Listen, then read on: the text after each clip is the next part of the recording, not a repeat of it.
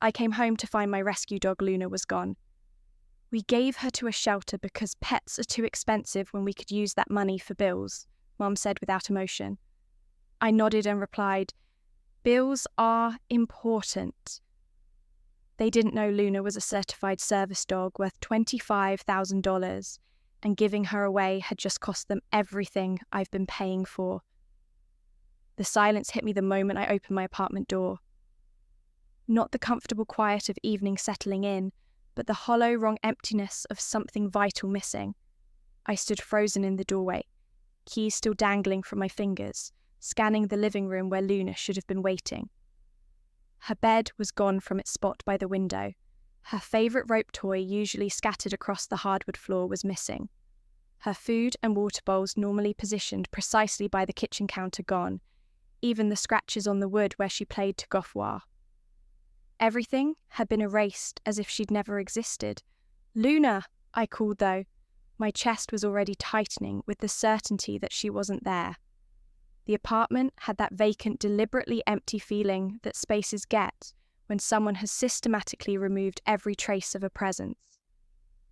I walked through each room, methodically checking closets, under beds, behind furniture.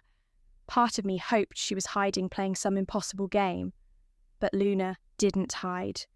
She was always there when I came home, tail wagging, body wiggling with excitement, ready to perform her job. My phone buzzed against my hip, a text from Mum. Come over when you get home. Need to talk. The 20-minute drive to the house felt like hours. My hands remained steady on the steering wheel, despite the cold dread settling in my stomach, like lead. 15 years of crisis management training had taught me to compartmentalize emotion from action, but this felt different. This felt personal in a way professional emergencies never did. Their house looked exactly the same as always. The yellow porch light cast familiar shadows across the front steps. I climbed thousands of times. As a child, Mum's flower beds were still meticulously maintained. Despite their constant complaints about money, Dad's truck sat in the driveway, the same one I'd helped him buy when his old one finally died. But when Mum opened the door, her expression was flat, almost businesslike.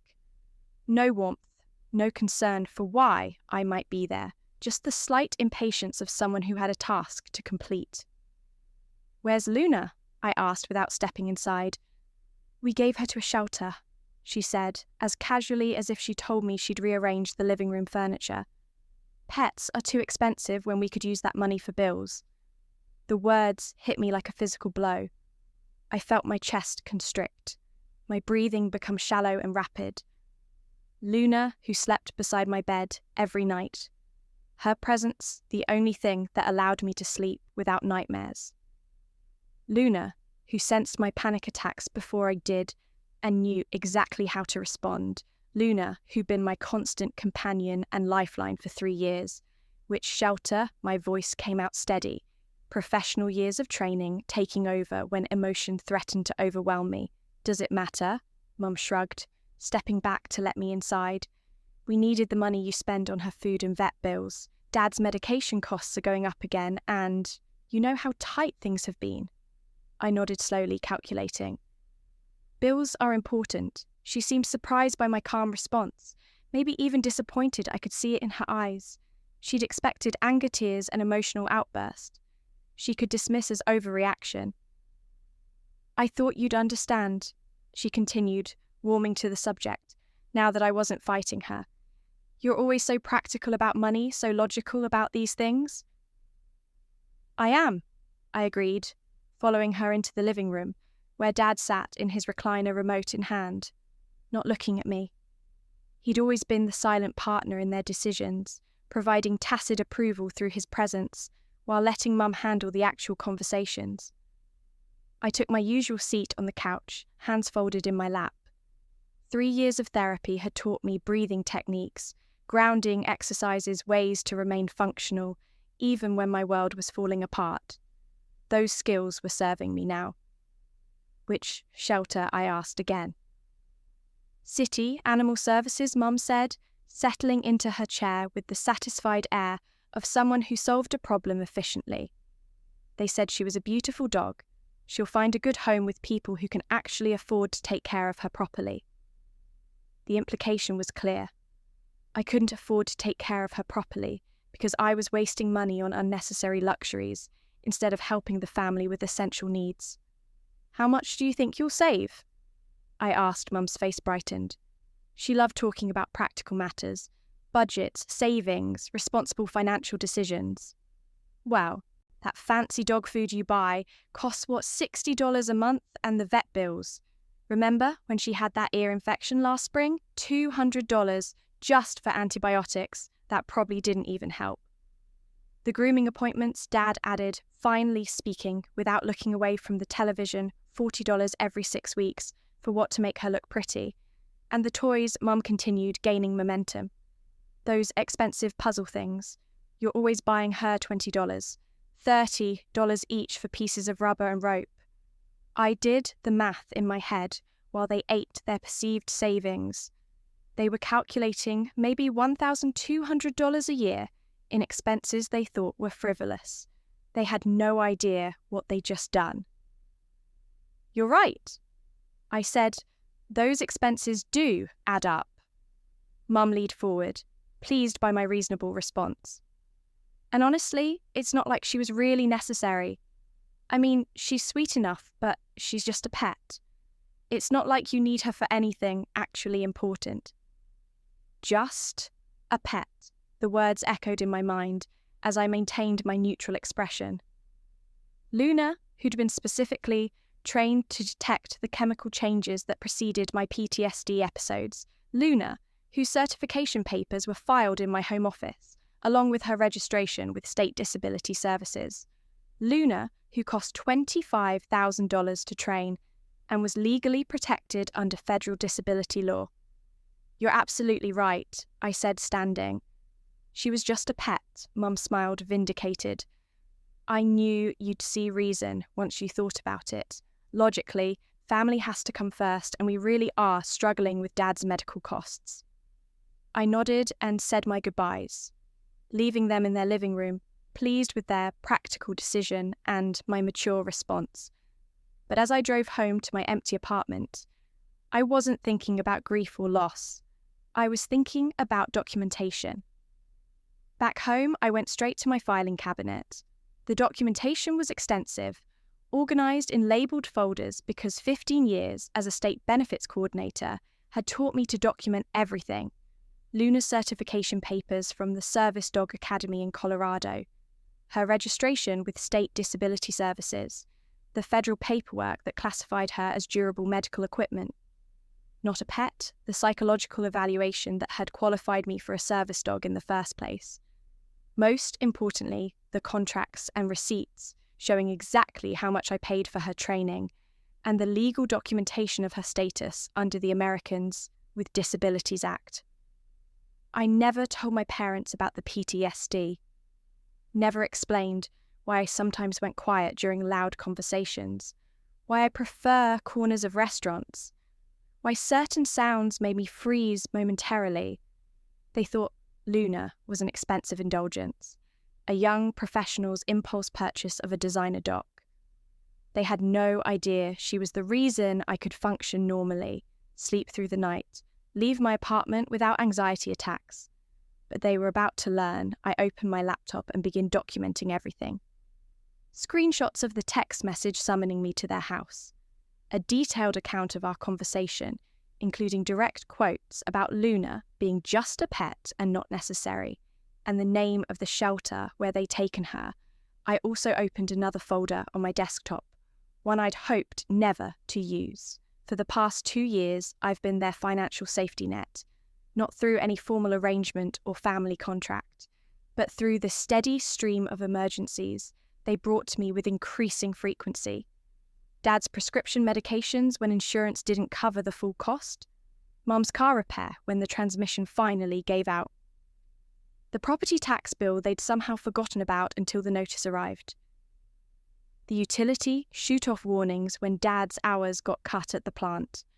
I kept receipts for everything not out of suspicion or any plan to use them against my family, but out of pure habit, 15 years of processing benefit claims and disability applications had trained me to document every transaction, every conversation, every decision. It's just how my mind works now. The total was staggering, $63,412 over 24 months. Money I given freely without question, without keeping score, because they were family, because I had a stable job with good benefits, and they were struggling, because I thought it was the right thing to do. I pulled up my banking app and began making changes. The automatic transfer that covered Dad's medication, co-pays carnalled. The joint savings account I'd set up for their emergencies closed, the credit card I co-signed for Mum's medical expenses, suspended the direct deposit that covered their internet, and phone bills terminated. Every single financial connection between us severed with a few taps on my phone screen. Then I called City Animal Services. Animal Services, this is Jennifer speaking. Hi, I'm calling about a dog that was brought in today, a golden retriever mix named Luna.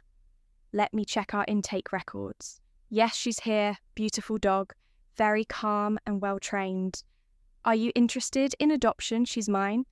I said she's a certified service dog and she was taken from my home, illegally. The pause was longer this time. Sir, the people who brought her in said she was their dog. They had to surrender her due to financial hardship. They lied. I have all the documentation. I'm coming to get her. It took 3 hours and a stack of paperwork to sort out Luna's certification from the Service Dog Academy, her registration with State Disability Services, showing me as her designated handler, the federal documentation establishing that service dogs cannot be surrendered by anyone except their trained handler. Most importantly, the psychological evaluation and medical records proving my disability and need for her services. When they finally brought Luna out from the kennels, she nearly knocked me over with excitement, her whole body wiggling, tail whipping back and forth, a high whine of joy escaping her throat. She knew somehow, she always knew when I needed her most. I'm so sorry, Jennifer said, watching our reunion with obvious discomfort. We had no idea the people who brought her in were very convincing. They seemed genuinely concerned about the cost of caring for her. They were concerned about costs, I replied, clipping Luna's leash to her collar. They just weren't concerned about the consequences. The drive home felt like emerging from underwater Luna, in her usual spot in the passenger seat, her head out the window, everything returning to its proper order. But something fundamental had changed. The boundary my parents had crossed wasn't one you could uncross with apologies or explanations. My phone started ringing around 9 p.m. Mum first, her voice sharp with panic. The bank says there's a problem with the emergency account, she said without any greeting. Which account? The savings account. The one where you put money for Dad's prescriptions and emergencies. I closed it, I said, scratching behind Luna's ears as she settled beside me on the couch. You what? Why would you do that? You said pets were too expensive and that money should go to bills instead. I'm following your advice. That's completely different, Mum snapped. That money is for actual emergencies, for necessities like giving away someone's service dog. Silence. Then, very carefully, Service Dog Luna is a certified service dog. Mum, she costs $25,000 to train. She's federally protected medical equipment, not a pet. And you gave her away to save $60 a month on dog food. More silence. I could hear Dad in the background, asking what was wrong. His voice muffled but increasingly agitated. We didn't know, Mum said finally, but her voice lacked conviction. You never asked? You just decided you knew better and took her. Well, you got her back, so what's the problem? Why are you punishing us for an honest mistake? The problem. I looked at Luna, who was watching me with those intelligent brown eyes reading my stress levels, ready to perform her trained responses if my anxiety spiked. The problem was that for 6 hours today, I lost the one thing that allowed me to function independently. The problem was that my own parents had treated my medical equipment like disposable property they could redistribute at will. The problem is trust. I said, I can't trust you anymore. Dad called an hour later, his voice strained and panicked in a way I'd never heard before. The pharmacy says my insurance card isn't working for the copay. That's because I'm not covering the copays anymore. What do you mean, you set up the automatic payment system? I consoled it. You wanted to save money by getting rid of Luna. I'm saving money by not covering your medical expenses. You can't just stop helping with my medication, he said. And for the first time, there was real fear in his voice. I need those pills. Then you should have thought of that before you gave away my dog. She's just a dog. She's a $25,000 service dog, trained to assist with my disability. But you decided she was just an expensive pet you could get rid of. The line went quiet. I could hear him breathing. Processing. We made a mistake, he said finally. Yes, you did. A very expensive mistake. My brother Trevor called the next morning. 2 years younger, perpetually broke, always calling with some crisis that required immediate financial assistance. Mum says, "You're being psycho about some dog," he said without preamble. Mum says a lot of things. Come on, man, it's just a dog. They're really struggling with bills right now, then they should get jobs that pay better. Or maybe you could help them for once instead of asking me for rent money every month. I don't have money like you do. I don't have money like me either anymore. I spent it all on a family that doesn't respect me. That's dramatic as hell, Trevor said. But his voice lacked its usual confidence. When's the last time you helped them with anything besides asking me to help them? I help in other ways. Name one. Silence. I didn't think, so I said, but somehow it's always my responsibility to fund their lifestyle while they make decisions about my property. The real explosion came on Saturday morning. I was at the dog park with Luna working through her training exercises. The specific routines that kept her skills sharp and reinforced our working relationship. When my phone rang, "Mum," her voice shrill with panic. The mortgage payment bounced, she said without any pleasantries. That's unfortunate. Don't play games with me. The bank says there's insufficient funds in the account. That's because I'm not covering the mortgage anymore. You have to cover it. We'll lose the house. Then you shouldn't have given away my dog. It was just a dog. I stopped walking. Luna immediately sat beside me, sensing my sudden tension, her body alert and ready to perform her trained responses. "Luna," I said into the phone, my voice deadly. Calm is a certified service dog trained to assist with post-traumatic stress disorder. She detects the onset of panic attacks and performs specific tasks to help me manage my disability. She is not just a dog. She is medical equipment that costs $25,000 and is protected under federal law. We didn't know about any disability, Mum said, her voice smaller now but still defensive. Because I never told you. Because I managed it privately, with Luna's help, without burdening you with my problems. But you decided you knew better than my doctors, better than federal law, better than me. We made a mistake. She whispered, "Yes, you did. A very expensive mistake that's going to cost you everything I've been paying for." That afternoon, they showed up at my apartment. I watched through the window as they sat in their car for several minutes, heavily arguing about strategy about what to say to fix this. When they finally came to the door, Mum's eyes were red and swollen from crying. "We need to talk," she said. I let them in, but didn't offer coffee or ask them to sit. Luna positioned herself between me and them, not aggressively, but protectively, the way she'd been trained to create space when she sensed my stress levels rising. "We're sorry," Dad said immediately. "We didn't understand about Luna being a service dog. Her name is Luna." "Right, Luna. We didn't understand about her being medical equipment." "What did you understand?" I asked. They exchanged glances. Mum spoke first, her voice careful and measured.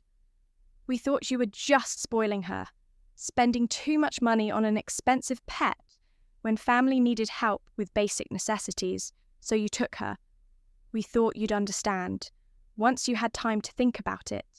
Dad added, family should come first. Blood is thicker than water. Family, I repeated. When did you decide I wasn't family? That's not fair, Mum protested. Isn't it you made a decision about my property without consulting me? You gave away something that belonged to me because you decided it wasn't important. When did family start meaning you get to make unilateral decisions about my life? Trevor appeared in the doorway behind them.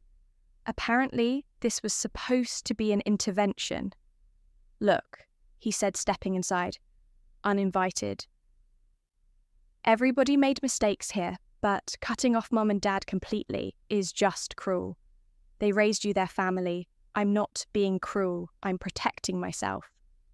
From what your own family? I gestured to Luna, who was still monitoring the situation, carefully reading the tension in the room and my elevated stress levels. From people who think my medical equipment is disposable. From people who take my things without asking, because they think they know what's best for me. From people who think my money is their money, but my decisions don't matter. It's not like that, Mum said, tears starting again. Then explain how it is. She couldn't.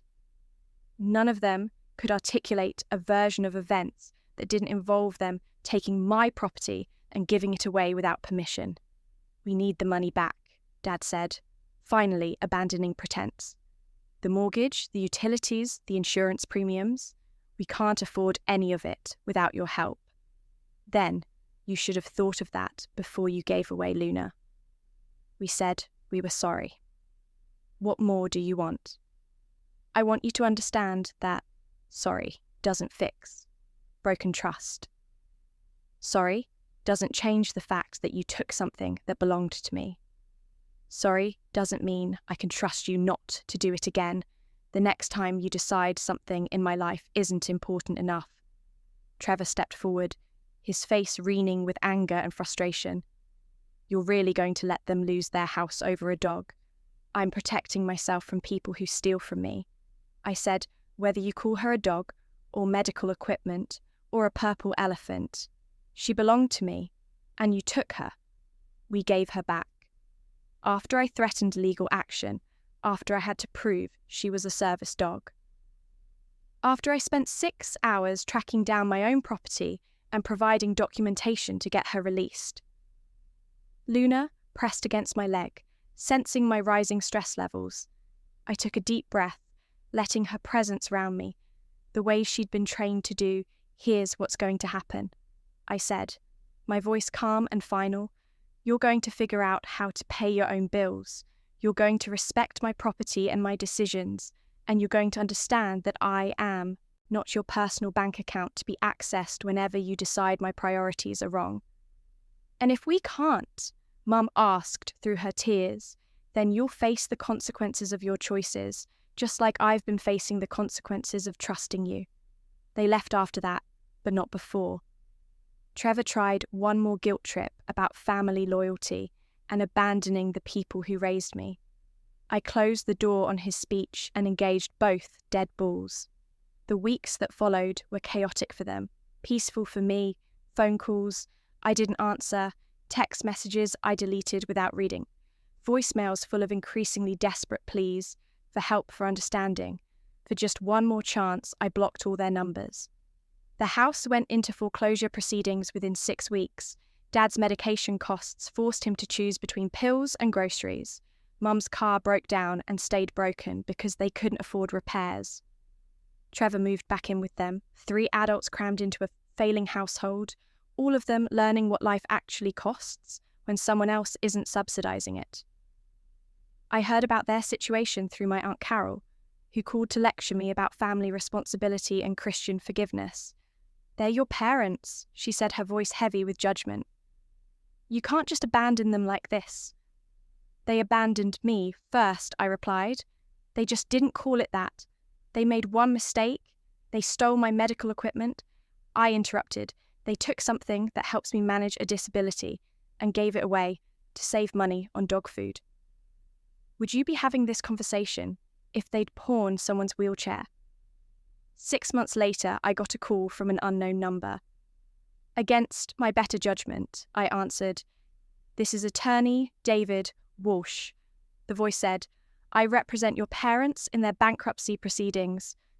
"Congratulations, Mr. Henderson. Your parents are facing complete financial ruin. They're going to lose everything they own. I'm aware they've asked me to contact you about a possible family settlement, some kind of arrangement that might help them avoid complete bankruptcy." I was quiet for a moment, watching Luna sleep peacefully in her bed beside my desk. Content. Safe. Exactly where she belonged. "Mr. Walsh," I said finally, "my parents gave away my service dog to save $60 a month on dog food. They thought my medical equipment was disposable property they could redistribute. Does that sound like people who understand the concept of family arrangements? I understand there was a misunderstanding about the dog. There was no misunderstanding. There was theft, and now there are consequences." I hung up and blocked that number too. A year later, I saw Mum at the grocery store. She was using food stamps, her cart filled with generic brands and manager special markdowns. She saw me too, her face cycling through shame, anger, and something that might have been hope. She'd approached slowly, like someone approaching an unpredictable animal. "How are you doing?" she asked quietly. "I'm well. Luna's well too." She flinched visibly at Luna's name. "I heard you bought a house." "I did. Big yard, quiet neighborhood, Luna. Loves having space to run. That's good. That's really good." We stood there in awkward silence, other shoppers moving around us. The weight of everything unsay hanging between us like a physical presence. "I want you to know," she said finally, "that we understand now about Luna, about what she really means to you." We were wrong. We made a terrible mistake." I nodded. "Yes, you did. Is there any way, can we fix this somehow?" I looked at her. Really looked. The woman who'd raised me, taught me to ride a bike, helped with homework, bandaged scraped knees. She was also the woman who'd given away my service dog to save money on pet food. "I don't know." I said honestly, trust isn't something you can just fix with an apology. "But we could try if we really understood now." "You could try," I said. "But trying would mean understanding that Luna isn't negotiable, that my boundaries aren't suggestions that my disability is real, and my needs matter even if you can't see them." She nodded eagerly. "We understand that now. We really do. Do you because a year ago you thought I was being dramatic about just a dog? What's actually changed besides your financial situation?" She was quiet for a long time, processing the question. "Finally, living without you changed things, seeing what it really costs to handle everything ourselves. And she's important to you, more important than we understood. She's not important to me," I corrected gently. "She's necessary for me." "There's a difference." I left her there in the cereal aisle, still processing that distinction. When I got home, Luna was waiting by the doortail, wagging ready for our evening walk. I clipped her leash to her collar, and we headed out into the fading, golden light. 2 blocks from the house, my phone buzzed with a text from an unknown number. A photo of a German shepherd mixed in a shelter cage along with a message. "Saw this guy at the pound today. Thought you might want to give him a home. 2. It was from Trevor, his first attempt at contact in over a year, and he was suggesting I adopt another dog, as if one service dog was interchangeable with any random shelter animal, as if he still fundamentally didn't understand what Luna actually was or why she mattered. I deleted the message without responding and kept walking. Some people never learn, never change, never grow, but that was their limitation now, not my problem. Luna looked up at me, sensing my brief spike of irritation, then wagged her tail and returned to her investigation of interesting scents along the sidewalk. Content in her work secure in her home exactly where she belonged. And for the first time in years, I was exactly where I belonged.